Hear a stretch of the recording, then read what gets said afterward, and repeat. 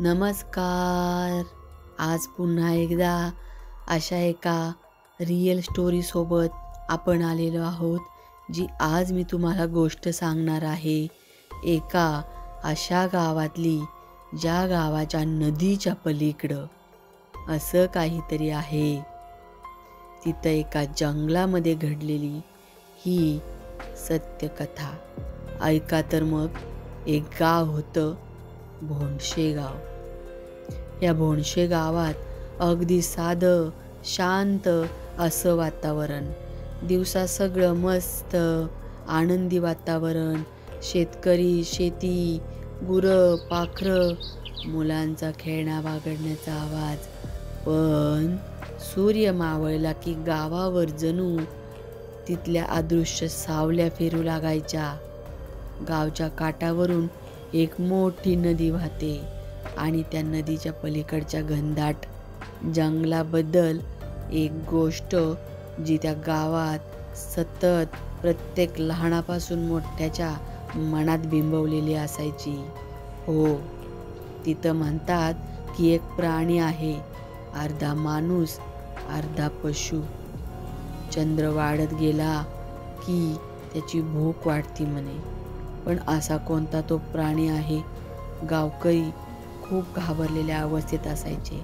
संध्याकाळ झाली की नदीचं पाणी शांत व्हायचं आणि गावातील साधं चिटपाखरू देखील वेस ओलांडायचं नाही. नदीच्या पलीकडं कोणी जाण्याचा विचारही करायचा नाही. अशाच एका रात्री भोंडशे गावातल्या लोकांच्या डोळ्यासमोर घडलेली ही पहिलीच सत्य घटना. एके रात्री गावातील एक मुलगा गुरं हाकून परतत होता. परतताना त्याला उशीर झाला. एका ठिकाणी तो थांबला, पण त्या क्षणी त्याला नदीकडून एक विचित्र आवाज आला. रम्या थांबला. आवाज आधी जंगली कुत्र्यांचा वाटला, पण पुढच्या क्षणी झाडांच्या मधून एक मोठी सावली त्याच्याकडं जणू काही धावतच आली. चारही हातपाय असलेला, पण चालण्यामध्ये माणसासारखा तो मानवीपणा होता. तोंड लांबसडक, डोळे लाल, अंगावर काळे केस. रम्या किंचाळणार इतक्यात ते काहीतरी त्याच्यावर झेपावलं आणि ओढत ओढत नदीच्या पलीकडे काळोखात घेऊन गेलं. त्या रात्रीनंतर रम्या कधीच सापडला नाही. या घटनेनंतर गावात भीतीचं सावट निर्माण झालं. अचानक रातोरात रम्या कुठं गायब झाला हे कोणालाही कळालं नाही. पण मात्र या घटनेनंतर गावकरी घाबरले.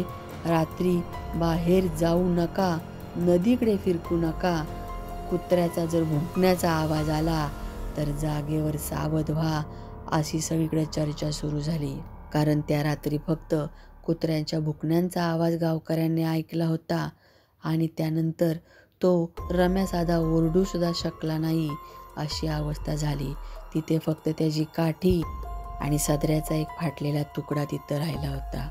त्यावरून गावकऱ्यांनी ओळखलं की इथं काहीतरी भयान झालेलं आहे. केवळ वृद्धच नाही तर धाडसी पुरुषही आता घाबरू लागले.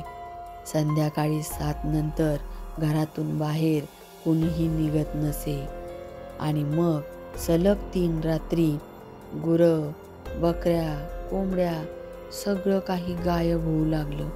जंगलाकडून येणारे जे मोठं हाड मोडल्यासारखा आवाज व्हायचा, गुर्र गुर्र, आणि लाल चमकणारे डोळे गावकऱ्यांच्या झोपेचा जीव घेत असे.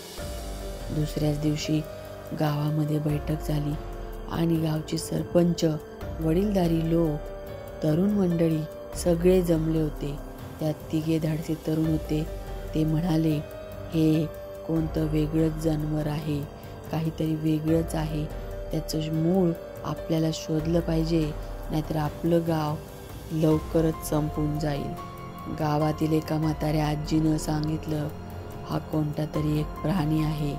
एकेकाळी तो माणूस होता, पण जंगलातील काळ्या विधींचा तो बळी ठरला आणि मग चंद्र दिसला की तो मनुष्य नसतो, तो पशु बनून भक्ष्य शोधत राहतो. कोणालाच कळत नव्हतं की ही आजी काय म्हणतीये. पण या 3 जवानांनी मात्र शोध सुरू केला. नदीच्या काठाजवळ गावातील सर्व जी तरुण मंडळी होती ती काट्या, वेगवेगळी हत्यारे घेऊन थांबले. आणि त्यानंतर अचानक जो आवाज झाला, झाडं अचानक हलू लागली, कुत्री भुंकू लागली. पण थोड्या वेळाने कुत्री देखील भुंकायची बंद झाली. आणि त्यानंतर झाडामागून एकदम बाहेर आली ती प्रचंड आकृती, लाल डोळे, नख लांब, श्वास धगधगता. तो त्यांच्याकडे बघत थांबला. काहीतरी विचित्र त्या तिघांना जाणवलं आणि त्यामध्येच यतीश कुजबुजला. मला वाटतं हा कोणीतरी गावकरीच असावा. असे शब्द ऐकताच तो विचित्र प्राणी तिथून निघून गेला. या रहस्याचा उलगडा केलाच पाहिजे असं म्हणत ते तिघांनी तिथून पळ काढला. दुसऱ्या दिवशी सकाळी गावात याबद्दल चर्चा सुरू झाली. बहुतेक जण म्हणाले हा गावातील जुना लाकूड तोड्या आहे, जो जंगलात गायब झाला आणि त्याचा मृतदेहही सापडला नव्हता.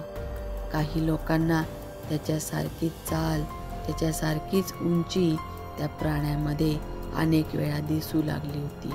कारण ही रोजच घटना घडत होती. बरेच प्राणी देखील या गावातून गायब झाले. जंगली जे प्राणी होते ते देखील नष्ट झाले होते.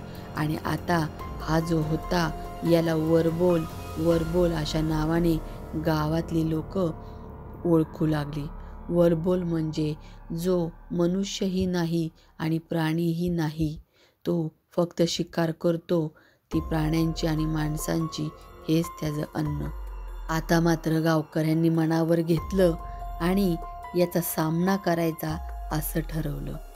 त्यानंतर जंगलामध्ये त्याच रात्री सगळ्यांनी पुन्हा एकदा जाण्याचं ठरवलं. जंगलात जाताना यावेळेस मात्र कुत्री भुंकत नव्हती. ती शांतपणे गावकऱ्यांच्या मागं चालत होती. वारा थंड आणि चंद्र पूर्ण होता. जंगलामध्ये शिरताच झाडांमध्ये चाहूल होऊ लागली आणि आता तो विचित्र प्राणी आपल्या जवळ येत आहे असं गावकऱ्यातील लोकांना जाणवू लागलं. अचानक तो समोर उभा आला आणि जोरात झडप घालणार एका तरुण मुलावर. तोपर्यंत माणसं जी होती आजूबाजूची ती किंचाळली. भास्करा थांब, तू माणूस आहेस, आम्हा सगळ्यांना ओळखतोस. क्षणभर सगळं शांत झालं आणि तो प्राणी मागे हटला. त्याच्या डोळ्यात पाणी आलं. चक्क सगळ्यांनी समोरासमोर आज त्याला पाहिलं होतं. पण जेव्हा गावकरी बोलायला लागले, त्याच्याशी सामना करू लागले, तेव्हा तो शांतपणे तिथं उभा होता आणि त्याच्या डोळ्यातून पाणी आलं होतं. तेवढ्यात गावातील एका तरुणाने, नारायण त्याचं नाव, नारायणनं आग लावलेला मशाल त्याच्याकडे फेकला. तो गुरगुरला, वेदनेनं ओरडला आणि नदीच्या दिशेने धावत गेला. त्या काळोखात नदीत उडी मारून तो गायब झाला. पण आता गावातील लोक हे जास्तच घाबरलेले होते, कारण त्यांनी समोरासमोर त्याला बघितला होता. आता ही शेवट आहे या प्राण्याची की ही सुरुवात आहे? या भ्रमात गावकरी अजून आहेत. पुढच्या भागात जरूर बघूया की काय झालं. त्या मनुष्याच्या वेदनांनी भरलेला आवाज म्हणजे तो नक्की कोण होता.